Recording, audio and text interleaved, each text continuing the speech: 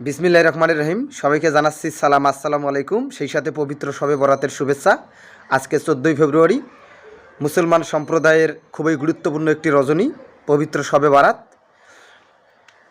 এই শবে বরাতের রাতে আল্লাহ পাক তিনি প্রথম আসমান তথা পৃথিবীর আসমান, এই আসমানে অবস্থান করেন মাগরিবের নামাজের পর এবং ফজরের নামাজ পর্যন্ত তিনি সেখানে অবস্থান করেন।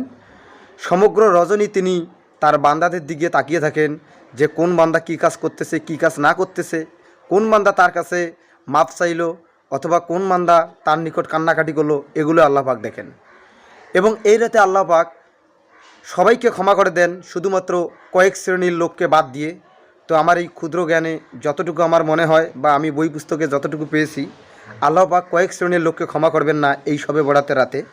নাম্বার 1 হচ্ছে যারা মুশরিক অথবা শিরক করে, আল্লাহর সাথে কাউকে তুলনাকারী ব্যক্তিকে আল্লাহ পাক এই রাতে ক্ষমা করবেন না। নাম্বার 2, হিংসুক, যারা হিংসাত্মক মনোভাব নিয়ে চলে, যাদের মনে হিংসা, যারা কারো ভালো দেখতে পারে না, কারো চাকরি হলে সবসময় বলে যে ওর কেন চাকরি হলো, অথবা কারো ভালো কিছু সুসংবাদ আসলে তার যেন কলিজাটা ছিঁড়ে যায়, তাদেরকে আল্লাহ পাক এই রাতে ক্ষমা করবেন না। 3 নম্বর হচ্ছে যারা মদ্যপান করে, আল্লাহ পাক এই শবে বরাতের রাতে তাদেরকে ক্ষমা করে না।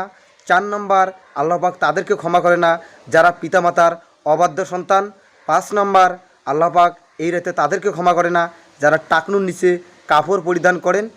6 নম্বর, আল্লাহ পাক যে ব্যক্তিদেরকে ক্ষমা করেন না যারা চকলখোর। আমরা চকলখোর বলতে বুঝবো যারা একজনের কথা আরেকজনের কাছে লাগায় এবং আরেকজনের কথা আরেকজনের কাছে লাগে, দ্বন্দ্ব সৃষ্টি করে। তো আসুন আমরা এই 6 রকম কাজ থেকে নিজেকে হেফাজত রাখি এবং পবিত্র শবে বরাতের যে ফজিলত, সেই ফজিলতগুলো আমরা পালন করি। এবং আজকে যেহেতু ভাগ্য রজনী, আমরা আল্লাহর কাছে সে আমাদের ভাগ্যকে পরিবর্তন করব ইনশাআল্লাহ। আসসালামু আলাইকুম।